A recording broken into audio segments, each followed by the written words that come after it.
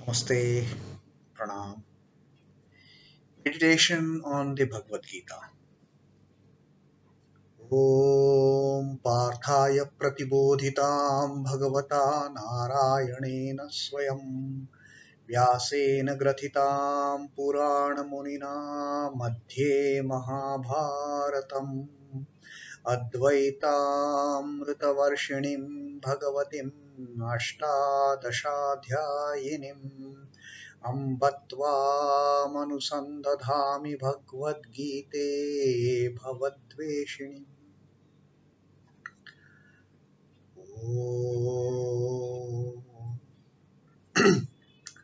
Bhagavad Gita, with which Lord Narayana himself gave enlightenment to Arjuna. The ancient sage Vyasa included it in the Mahabharata.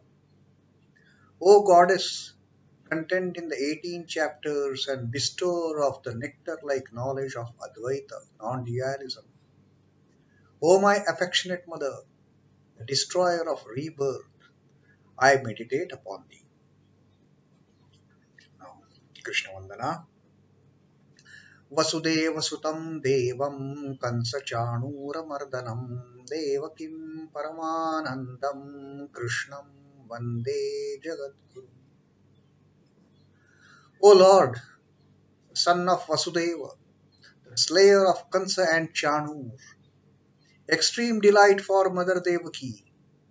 O Krishna, the supreme teacher of the universe, my salutations to you. And having heard so much about the person who is equipoised, who is same-sighted, who looks at the pairs of opposites with the same eye, in the balanced state. For him, there is no joy, no sorrow, no pleasure, no pain. Now, that is the one who attains to everything in the life. That is what Sri Krishna has told Arjuna in all these verses, the Shloka that we have read so far. Now, there is an element of doubt in the mind of Arjuna. So, having heard all that, now Arjuna's curiosity as to understand such type of a person has woken up. He is now very curious to know what my friend, what my guru is telling about being a person of steady wisdom, buddhi yuktaha. So how such people are, and that is the doubt Arjuna has come up in Arjuna's mind, and Arjuna, being an adept disciple of Sri Krishna, he frankly asks him. So Arjuna asks here. Arjuna uvācha. Arjuna said, sthita-pradñasya ka bhāṣhā samādhi-sthasya keśhava sthita-dhīḥ kim prabhāṣheta kim āsīta vrajeta kim. Now Arjuna says, you see, Arjuna has wholeheartedly he has taken shelter in Sri Krishna now.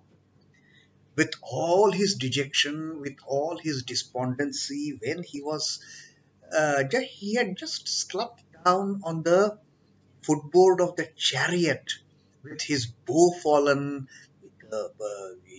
arrows fallen, and with tears flowing from his eyes in the because of the pseudo affection for all those wrongdoers that Sri Krishna had started waking him up, taking him out of the despondency.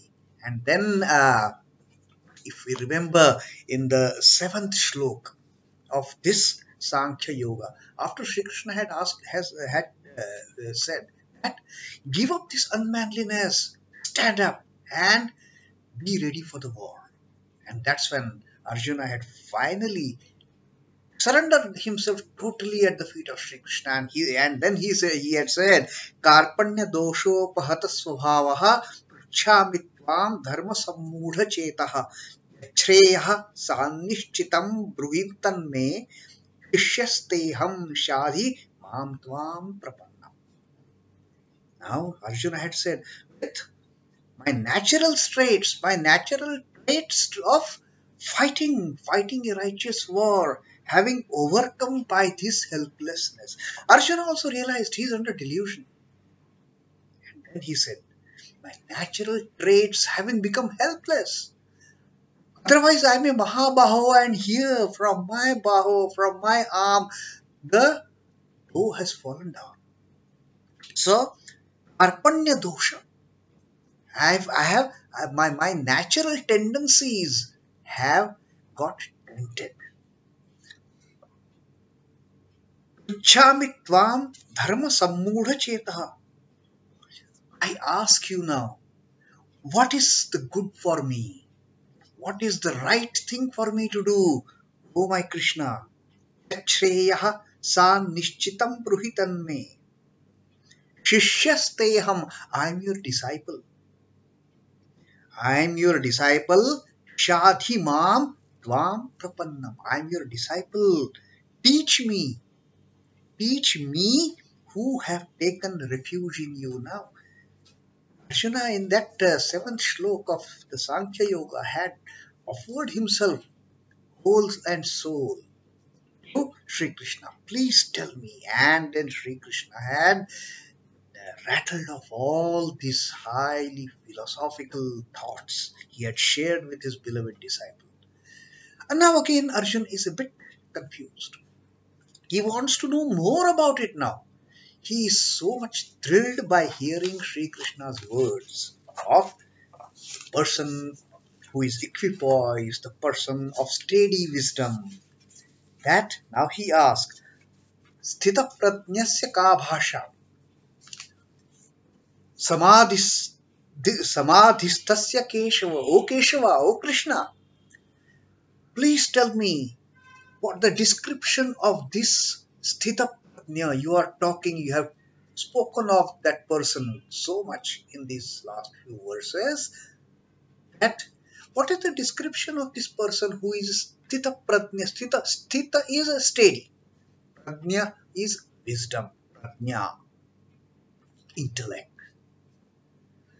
So, what is the description of such a person who is steady in wisdom?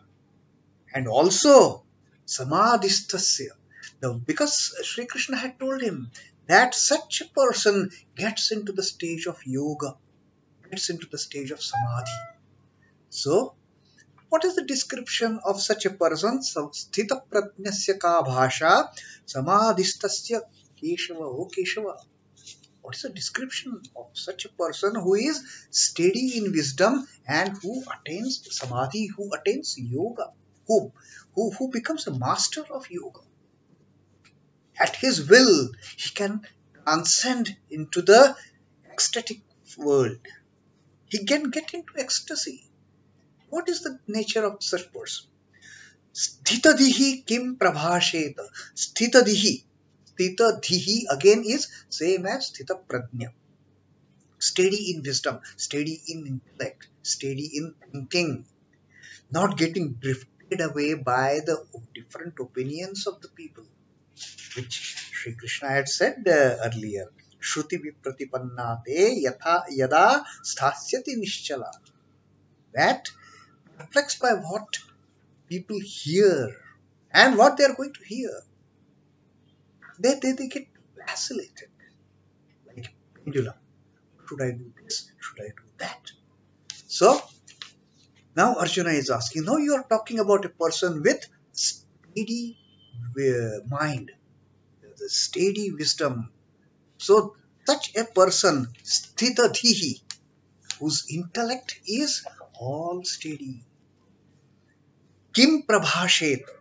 Prabhāṣheta is how does he speak? How does such a person speak? How does such a person talk to others? Kim āsīta. Kim āsīta is how he sits. And vrajeta kim. and how he walks. So basically, how does a person with steady wisdom, how does he behave? How does he walk? How does he talk? How does he sit? How does he behave? So that I can know, seeing a person, when I see those traits in that person, I know that he is a man of steady wisdom. And not only that, maybe the intention of Arjuna asking this particular question is, I will also become one like that.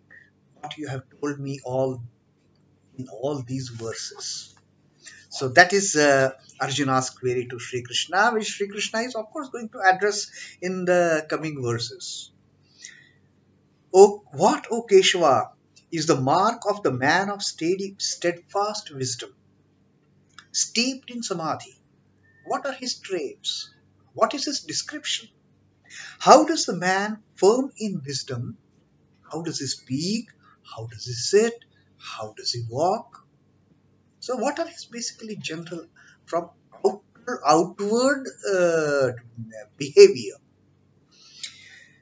All these three terms, sthita-pradña, samādhi-sthasya and sthita-dhīḥ, connote the same. The knower of Brahman becomes Brahma. Knower of Brahman, one who attains the state of yoga, verily becomes the Brahman, because he is not deluded by the delusion, by the Maya. He is not deluded. For him, there is no duality. Such a person gets merged in the self, that Sri Krishna had told us during in the preceding verses, that such a person, only a person with a steady wisdom, who can look at pairs of opposites with the same sightedness, who has crossed over these pairs of opposites, he can only become a great yogi. He can only get into the state of Samadhi. And the one who knows Brahman verily becomes Brahman himself. Then there is no duality, then there is no Dvaita, there is only Advaita. When such a one is in Samadhi, what becomes of his mind? When he projects his mind on external things, how does he behave? Now, such a person who can at his will enter into ecstasy, he must be different from the ordinary people. That much Arjuna also has understood. So he wants to know that when such a person, having merged his mind, having merged his lower self in the higher self, what becomes of him? How does he behave? And then Sri Krishna starts responding to that. Now the next 18 verses, 18 stanzas that we are going to read in this chapter, Sri Krishna is going to talk about this particular question of Arjuna. What is the definition of a Brahmajnani? How does he behave? Those who want to improve their handwriting used to copy the model letters and alphabets. And this method is invariably adopted in all fields. If we do that cursive writing and all that, there is a model before us, how A is written, how B is written, and we practice based on that model, cursive writing and all those things. So for every such thing, we should have a model before us, and we keep on practicing it, and then we become like that original. We start writing beautifully that cursive writing after so much of practice. And Swami Chidbhavananda says this method is invariably adopted in all the fields. It is not only in our day-to-day life, even in spiritual life. Why do we read the lives of great souls, the great saints? Because they have put before us some kind of a framework. They have given us a framework. You follow this path. You follow this path, you will reach the ultimate goal. In picking up the language, painting, singing, the perfect ones are imitated. Whatever we try to follow our Guru, and we try to become one like our Guru. That is our aim. And it might happen. We may surpass the Guru also. So Brahmajnana is no exception to this. While the illumined one established in perfection is being defined, the method and means to attain that state are also contained in the definition. It is not that Sri Krishna is only going to tell, oh, the Brahmajnani looks like this, behaves like this. But he is also going to share that secret. He is also going to tell us that the hidden, procedure, the process of getting into that state. It is not that how does a Brahmajnani behave, but by which means that state can be achieved.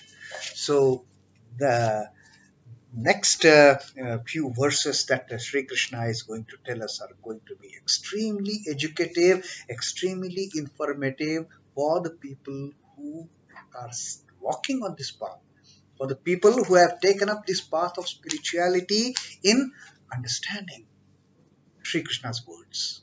And that is what we will take up in our next reading. How Sri Krishna answers Arjuna's queries. Till then, Om Namo Bhagavate Vasudevaya. Sri Krishna Arpanamastu. Jai Sri Ramakrishna. Jai Thakur.